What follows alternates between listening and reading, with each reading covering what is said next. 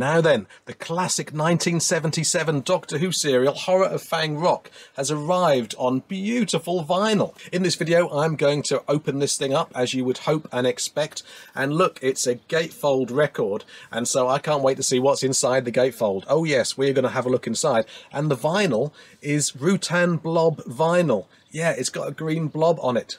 It looks like, oh, it's transparent, and I can't wait to see how that looks when it's going round and round on my record player. So you may well be thinking to yourself, why is this so exciting? Because previous Doctor Who vinyl releases have tended to focus on the serials with lots of missing episodes, like the Daleks Master Plan or The Evil of the Daleks. Those were both gorgeous box sets, by the way, and I'm going to put links to them downstairs in the video description alongside links for the Horror of Fang Rock set. So in contrast to those old, largely missing serials like the Daleks Master Plan, Horror of Fang Rock has been something we've been able to see and hear since it came out on VHS and then DVD. So yes, why is this exciting? It's a reasonable question, and one I'm going to answer now. First of all, this is clearly a thing of beauty. The lovely thing about vinyl, I think, is that there's so much display space. There's so much space for artwork, and there's just so much more surface area, is basically what I'm trying to say, than a CD or a book or a DVD. This really is a deluxe edition of Horror of Fang Rock. So the first reason why this is exciting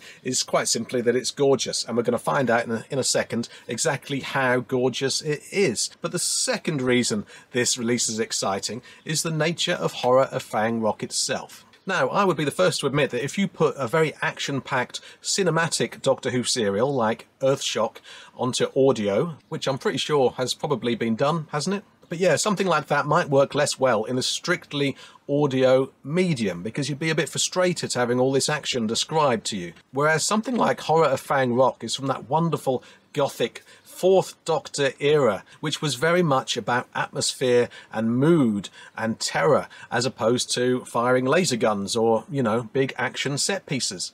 It happens to be one of my favourite Doctor Who serials of all time, which no doubt contributes to why I find this release so exciting. But think about the sound design of Horror of Fang Rock. Think about especially the first two cliffhangers. I love these first two cliffhangers because they're so wonderfully old-fashioned, to be honest with you. As much as I love Terrance Dicks's writing, absolutely worship Terrance Dicks, those first two cliffhangers could have been quite poor. And here's why. On the face of it, a ship running aground on the lighthouse rocks isn't fit material for a cliffhanger, is it? Let's be honest about that. But the sound design really goes to town to sell that cliffhanger. You've got the foghorn, you've got the creak and the smashing of wood as the ship runs aground on the rocks. Yeah, it's basically the sound design that kind of comes together to make that cliffhanger work. And kind of likewise at the end of part two, the cliffhanger is a scream from elsewhere in the lighthouse. I mean, I can't think of many other Doctor Who serials that would get away with just having a scream. But in Fang Rock, it's super creepy. I don't know whether it's something about the scream itself, or maybe the fact that the episode ends with a scream maybe just lends it that gravitas because it's ending with a scream, and so the scream takes on more significance. Either way, I just know that Horror of Fang Rock is going to work on audio as a creepy piece of work like possibly few other Doctor Who serials might. The third reason why this is an exciting and worthwhile release is that it's great to have audio editions of everything in Doctor Who, because of course not all of us are able to see Horror of Fang Rock, sadly, and so it's great to have this audio edition which is narrated by Louise Jameson herself, Leela herself. Tremendous. This record, by the way, carries the exact same audio that came out in 2012 on CD. In case you're wondering, though, whether you can sell that CD and upgrade to vinyl, you might not want to, because the only thing that this vinyl is missing is the interview with Louise Jameson that was on that CD. So you might want to hang on to both. Why not, eh? Why not? Keep it all, that's what I say. Right, we're finally going to have a look inside this record, and I can't wait to get in there. Let's go. The sheer greenness of this is one of the many things I love about it, don't you?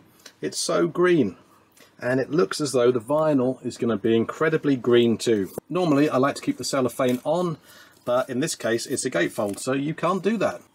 Ho, ho, ho, ho, ho. Okay, shall we take a look together at what's inside this gatefold? I've got no idea whether it's going to be more artwork or photographs from the serial, or who knows. Anyway, I'll get on with it. Yes.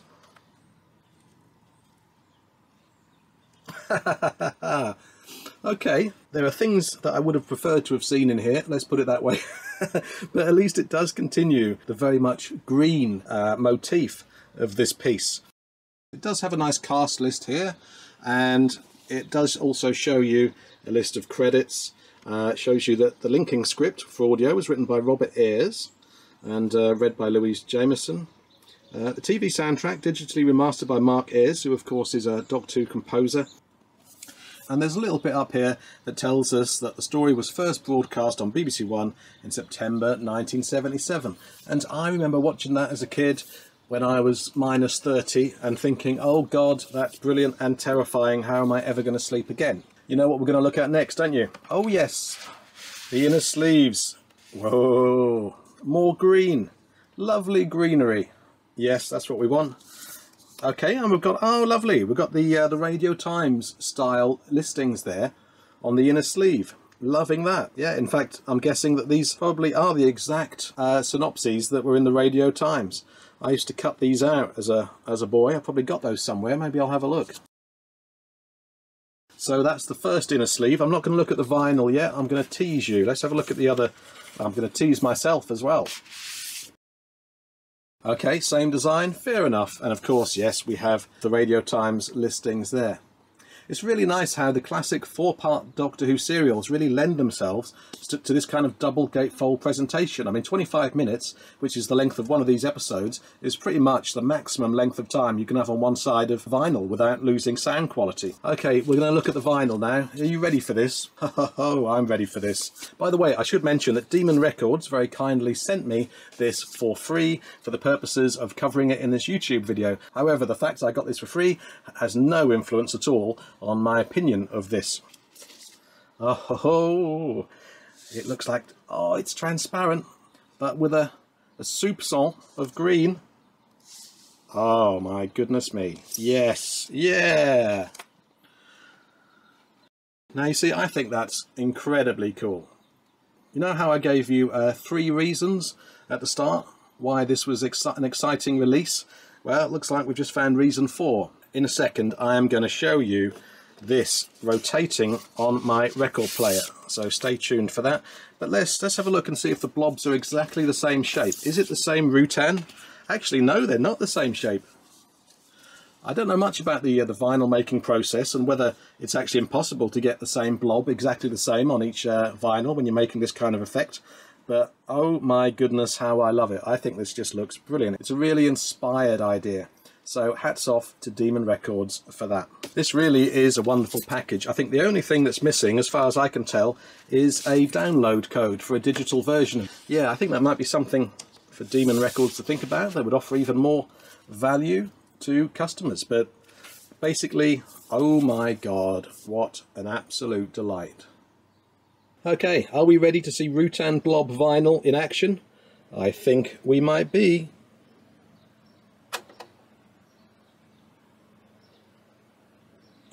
Yes, that looks pretty spectacular, I'm saying. There's going to be no sound when the needle lands on the vinyl because I've killed the volume. YouTube has some pretty stringent copyright laws when it comes to that sort of thing. But yes, Rutan Blob vinyl absolutely rocks.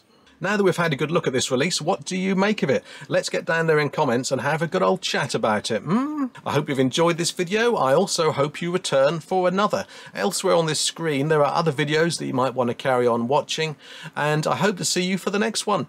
Until then, don't forget to embrace your obsession.